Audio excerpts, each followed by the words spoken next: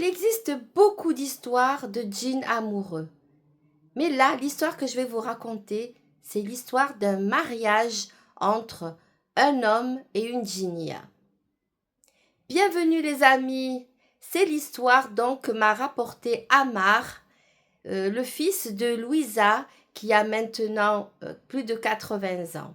Alors Louisa, voilà ce qu'elle a raconté à ses enfants. Lorsqu'elle était enfant, elle habitait dans la banlieue en Algérie, la banlieue d'Alger.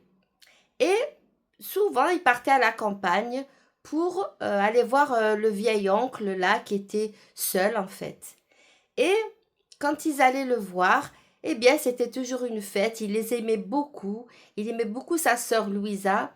Et bien sûr, il y avait d'autres membres aussi de la famille qui venaient se joindre à eux.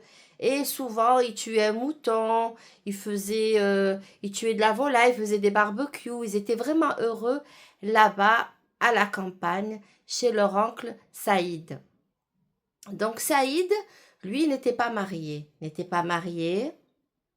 Bon, en tout cas, Louisa nous dit que souvent, lorsqu'ils allaient dormir là-bas, ils se retrouvaient tous tels qu'ils sont dans la cour et plus dans la maison, et ce en pleine nuit. Ils ne savaient pas ce qui se passait. Ils se demandaient pourquoi ils se retrouvaient tous comme ça à la rue en fait. Et un jour, Louisa, donc elle a dit à sa maman, mais maman, pourquoi j'entends murmurer dans la chambre de tonton? Elle lui dit, tu es une vilaine, est-ce que tu as, toi, à aller écouter derrière les portes? Et donc, la mère à Louisa l'avait grondée.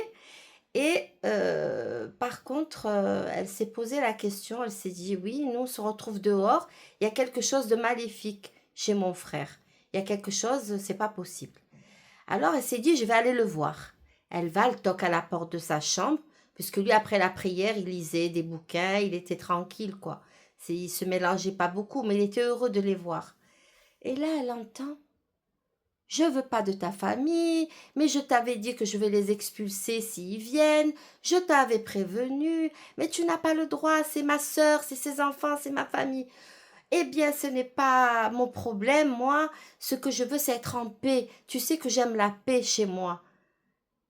Et quand la mère à Louisa a entendu ça, c'est-à-dire l'arrière-grand-mère de Hamar, elle était toute effrayée, pétrifiée. Donc, elle a compris. Un peu plus tard, on a parlé avec son frère. Elle lui a dit, dis-moi, est-ce que tu as un souci? Tu sais, j'ai entendu que tu parlais à une femme. Je suppose que c'est une djinnia. Est-ce que tu voudrais faire une ruqya, faire quelque chose? Il lui dit, non, ma sœur, moi, ça fait des années qu'on est ensemble. C'est vrai qu'on n'a pas d'enfants, elle supporte pas les enfants. Mais non, je veux rester avec elle, puisque je l'aime moi aussi. Et ça, c'est des propos vraiment extraordinaires. Quand on voit que le mec, il vit tout seul, il te dit je l'aime et c'est ma femme d'une djinnia, c'est des propos vraiment glaçants. Donc, la maman à Louisa, donc elle est, bon, perd leurs âmes hein, actuellement, bon, sauf Louisa qui a plus de 80 ans, je disais.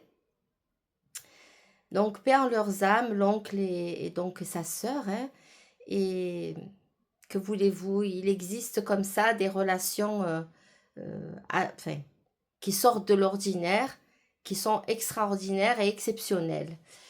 Voilà, si vous avez aimé la vidéo, dites-le moi en commentaire, likez, abonnez-vous si ce n'est déjà fait et à très bientôt pour une nouvelle vidéo.